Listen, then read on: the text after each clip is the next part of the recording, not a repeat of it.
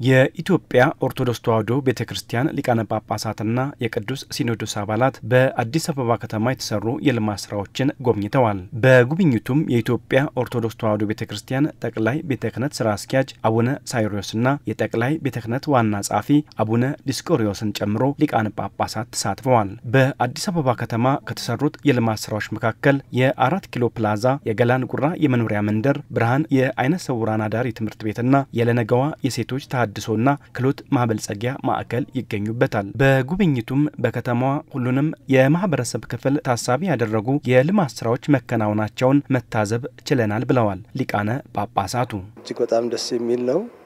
አዲስ አበባ እንደ ስሟ አዲስ እየሆነች ነው የተመለከትነው። ብዙ የኮሪደር ልማቶች፣ መንገዶች ተመልክተናል። ለልማት ተነሺዎችንም መተን ተመልክተናል። ገላን ጉራ የሚባል ቦታ ላይ ከተማሪዎችም ጋር ተገናኝተናል። እንግዲህ ይኖሩበት ከነበረው ህይወት በእጥፉ የተሻለ ቦታና ንጹህ አየር የሚያገኙበት ቦታ በተለይ ለተማሪዎቹ ዕውቀትን እንደው በስፋትና በነጻነት የሚሸምቱበት ቦታ እንደሆነ ተመልክተናል።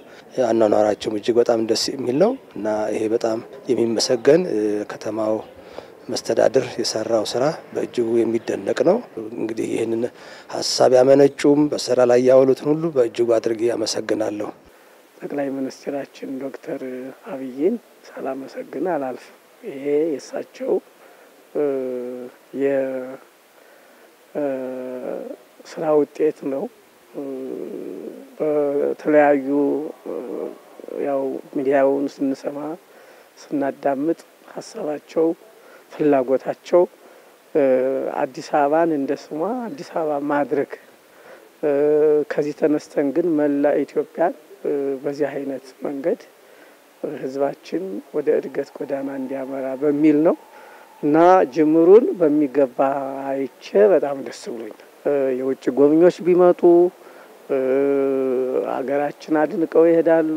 እንደገና ለአብያተ ክርስቲያናትም ለህዝቡም ለሁሉ ብዙ የእድገት መሰረት የሚሆኑ ስራዎች የሚጀመሩበት የሚኖሩበት እድል ነውና ይሄ እኛ ባለንበት ዓለም የምንቀራበት ነው። እንደው ቦዲያችን እዚያው ከሰው ሀገር ይኖራል እንጂ አንድ መልካም ነገር ባየን ቁጥር እኔ ለራሴ አይ ይሄስ እንደው ኢትዮጵያ ቢሆን እያልኩ ነው የምመኘውና ያመመኘውን ያየው ስለሆነ ደስ ብሎኛል ዛሬ በእውነት።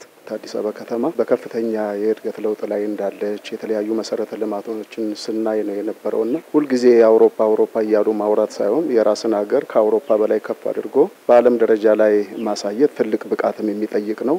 ያንን ብቃት ደግሞ በተግባር እያየን ያለንበት ሁኔታ መሬት ላይ ያለ እውነታውን ነው ስንጎበኝ የነበረውና እጅግ በጣም ደስ የሚልና መንፈስን የሚማርክ ሆኖ አግኝተነዋል።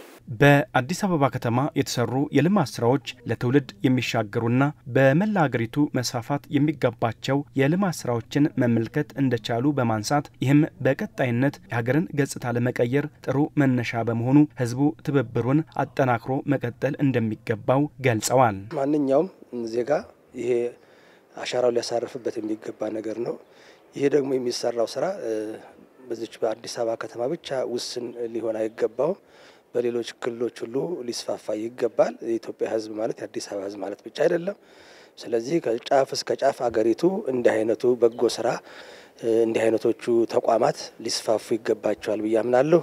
ይሄ ለቤተ ክርስቲያናችንም ለህዝባችንም ለሁሉም በቃ ዓለም አቀፍ የሆነ ደስታን የሚሰጥ ነው በእውነቱ።